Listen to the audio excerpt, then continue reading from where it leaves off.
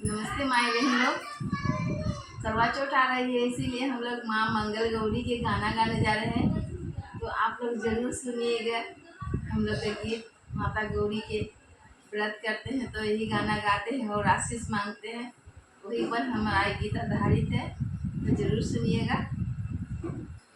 मैया के सेविले चारों प्रहरिया, गौरी के सेविले चारों प्रहरिया, उजला चरनिया तोहार हो गौरी माता, सुन लरजिया हमार। उजला चरनिया तोहार हो गौरी माता, सुन लरजिया हमार। मैया के सेविले चारों प्रहरिया, मैया के सेविले चारों प्रहरिया, पूजला चरनिया तोहार हो गौरी मैया, सुन लरजिया हमार। उजला चरनिया तोहार हो गौरी माता, सुन लरजिया हमार। तोरा से मांगिले पति सलामतिया, मैया से मांगिले पति सलामतिया, अवध से नूरवा उधार हो गौरी मैया, सुन लरजिया हमार। अवध से मांगिले तोरा से मांगिला पति सलामतिया, तोहरा से मांगिला पति सलामतिया, सुन लरजिया हमार हो गौरी माता, सुन लरजिया हमार। मैया से मांगिले पति सलामतिया, मैया से मांगिले पति सलामतिया, अवध से नूरवा उधार हो गौरी मैया, सुन लरजिया हमार। हो गौरी मैया, सुन लरजिया हमार।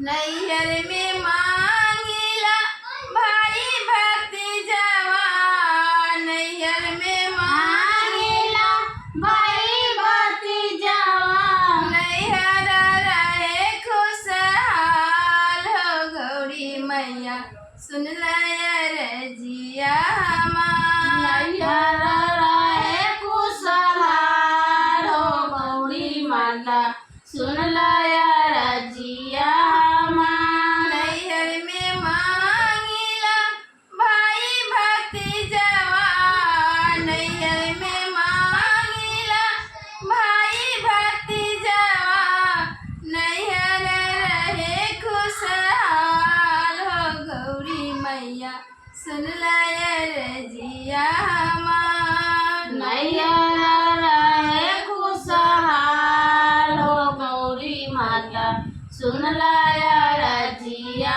हमार। मैया के सेविले चारों प्रहरिया, उजला चरनिया तोहार हो गौरी मैया, सुन लरजिया हमार। सुन लरजिया हमार हो गौरी माता, सुन लरजिया हमार। ससुरा में मांगिले लखन जैसन देवरू, ससुरा में मांगिले लखन जैसन देवरू, बहन जैसन ननदो हमार हो गौरी मैया, सुन लरजिया हमार। सुन लरजिया हमार हो गौरी मैया, सुन लरजिया हमार। ससुर मांगिले राजा दशरथ जैसन, ससुर मांगिले राजा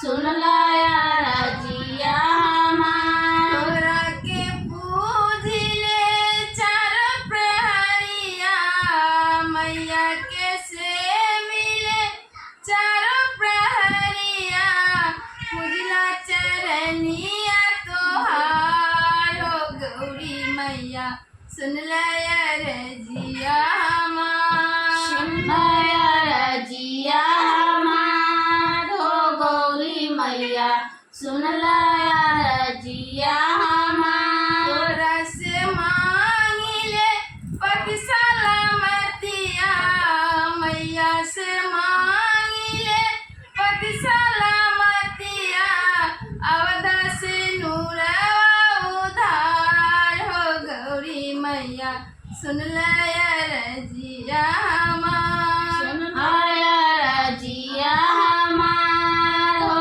गौरी मैया सुन लाया रजिया हमार सुन लाया रजिया हमार हो गौरी मैया सुन लाया रजिया हमार सुन लाया रजिया हमार माता गौरी माता सुन लाया